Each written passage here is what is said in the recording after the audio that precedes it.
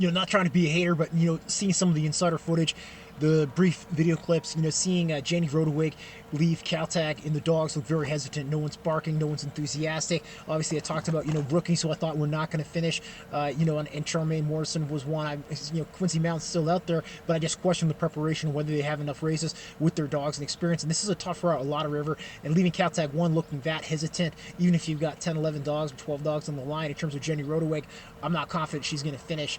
Earlier in the race, her team did look good, but like leaving Kaltag like that, having to go 329 miles down the river to get back to Kaltag, and your dog's not even looking like they want to be out there. I mean, it doesn't bode well for her future. Obviously, they can shake it off. They can get into a groove out there. They can be okay. They can get through it potentially, but not a super experienced musher, and not a group of, from what I understand, experienced veteran dog. I say 2 + 2 = 4.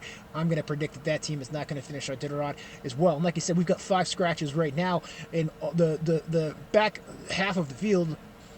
Spittle on my lips. The back half of the field has it, or just going through Kaltag now. Some of them aren't even true Kaltag. They got to go all the way down there, to Invet, Greeley, and Shagley, and turn around, come back to Kaltag. I believe we'll have 5 more scratches before Unocleat for sure in terms of this Iditarod 2025 field.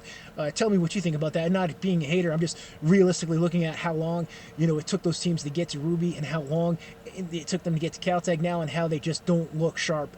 Some of the teams in the back of the pack, and just don't look good enough.